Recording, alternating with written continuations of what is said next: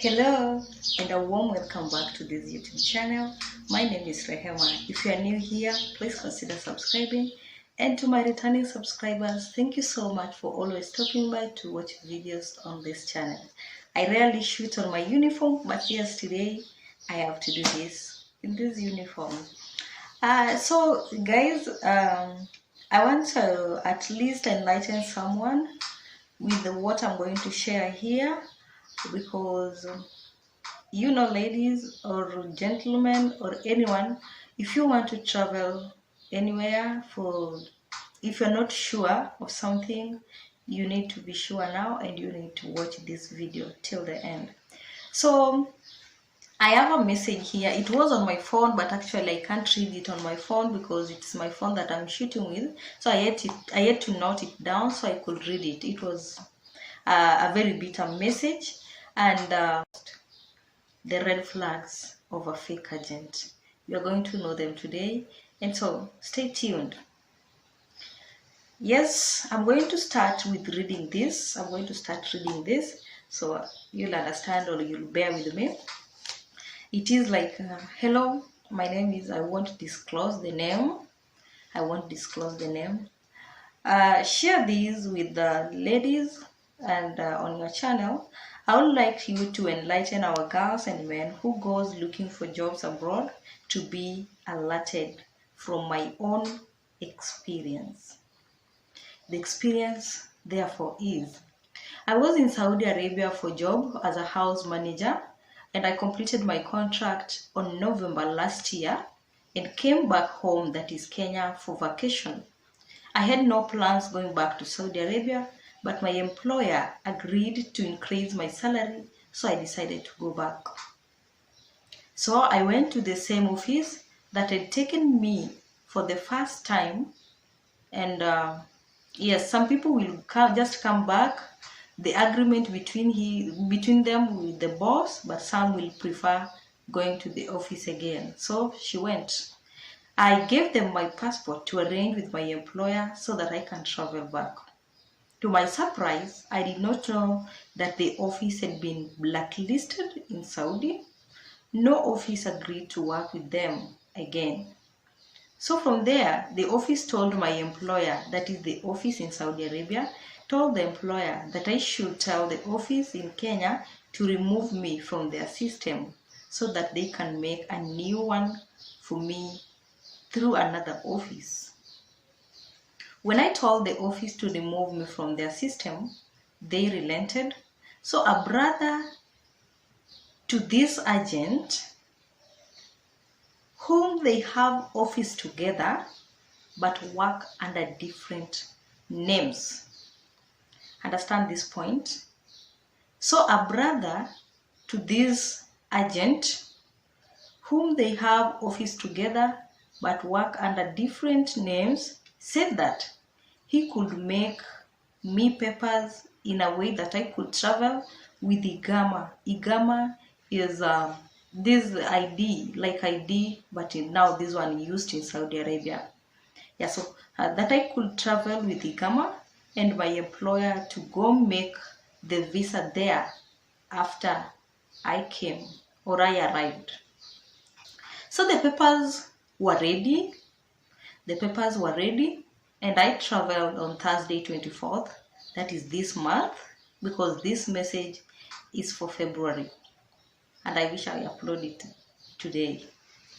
I was checked in with no issues at JKIA at all. But on my arrival to Dammam, those who are in Saudi Arabia, you've ever heard of Dammam, I was apprehended. Reason being, I traveled with fake documents.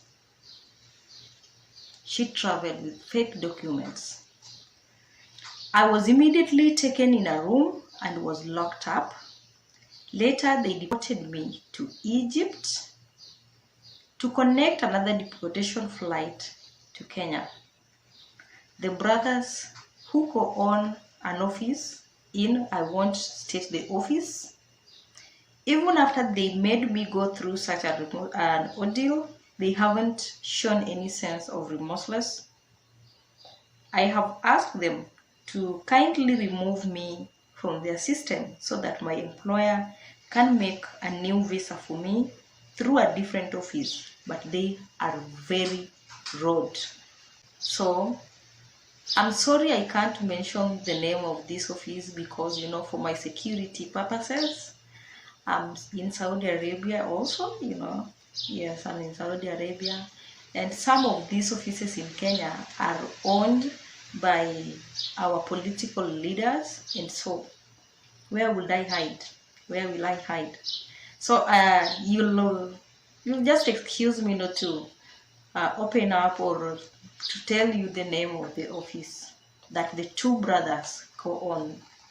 Hope you've understood this. So this is a message from a Kenyan lady who have been in Saudi Arabia. So if you're in Saudi Arabia, you need to listen to this. If you are not in Saudi Arabia, but you're planning to travel in any other country, you need to take note of this because next can be you traveling with fake documents. So take note of that.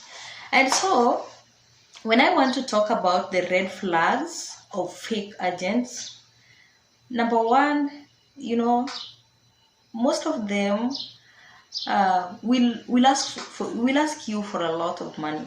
Most of them, or some of them, will ask you for a lot of money, of which I want to tell you, if you're traveling for a house managing work, please never pay any single cent. If you're traveling to Saudi Arabia, never pay. Even if you don't have a passport, never get worried. They should make it for you. If you are traveling to Dubai as a house manager, you should watch a previous interview that I did on this channel. Yes, what you need and whatever things that you don't need. But most importantly, if you want to travel to Dubai as a house manager, what you need to make personally is just the passport. You need to have a passport and certificate of good conduct. So, at some instances, I do blame these agents. I do blame our agents in Kenya, and I really blame them at some point for reasons. One, these agents, they really lie. They lie. Because, number one, they will start lying for you with the salary. And most of our ladies have gotten problems with their salary. If they reach to Saudi Arabia or their workplaces, they get problems with their bosses just because the agent lied to them. They give you a form to fill even before going to training. You don't know anything, you are very green, and they give you a form to fill. You don't know that this is a contract. And they tell you the exact amount for you to enter there. I remember asking my agent before going to the training. I asked them when they told me the amount to fill in. They were telling me to fill in 850 riyals. Yes, it was 850 by then, but the exchanging, how they exchanged it, it's not the reality. They will exaggerate the amount such that if you reach here, the 850, yes, your boss will give you the 850, but it won't amount to what the agent told you. I asked my agent, how much is this 850 Saudi riyals in Kenya shillings? In most cases, they tell you that this 850 is either 28,000 Kenya shillings to 30,000 Kenya shillings, depending on the rate. This is not true. And if you are any Kenyan watching this, please share this video to maybe our freshers who are coming or those who have just traveled. They need to know this because 850 riyals, Saudi riyals, can never be 28,000 Kenya shillings. 850, at most instances, you get that some bosses will even deduct this 850 as this transaction cost. At the bank, They do transactions, and so they charge. Yes, they charge. If they have to send it to your M-Pesa, the transaction cost is there. And some bosses will deduct the transaction cost from the 850. Some will use their money for it. They'll cater for the transaction cost. If they deduct this to cater for the transaction cost, your money in Kenya shillings will even go up to 20,000. 20,000 Kenya shillings. So if you've ever thought that ladies in Saudi Arabia or wherever makes a lot of money, it's never the same. It's never the same. This 850 can go up to at most 24,000 Kenya shillings. That is when the transaction cost is catered for by your boss. It can go up to 24,000 Kenya shillings, and that is when the rate is also high. When the rate is also high. So you should be told, the agents should tell us that the 850 riyals is 22,000 to 24,000 Kenya shillings. They don't tell you this, they tell you 28,000 to 30,000. You come up with that mindset.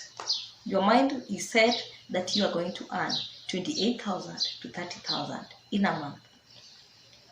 Before reaching here, you've calculated how much you'll be sending home, how much you'll be keeping for yourself. You reach here, everything is not the same as you were told. You start blaming your boss. And there, despite the language barrier is there, you don't even know how to explain yourself, and reaching a point you have to explain yourself, you won't be in good terms with your boss, because they'll in a way judge you that you need a lot of money, you know. They'll in a way judge you differently, but it is because of the agent in Kenya that deceived you. They deceived you. It's not that. Your boss is right, giving you the 850. But your agent did the wrong exchanging, and they even don't have experience. Some of them doesn't have the experience of Gulf. They've never even traveled to Gulf. So don't believe everything that they will tell you. Another thing that I blame the agents is about the contract. It's the contract form. What you'll know before reaching the airport is just the amount that it is 850 riyals. Any other thing in the contract is sealed up to the point that you're reaching the airport. You reach the airport, that's when the agent will even give you your passport, your documents. They'll give you the contract forms.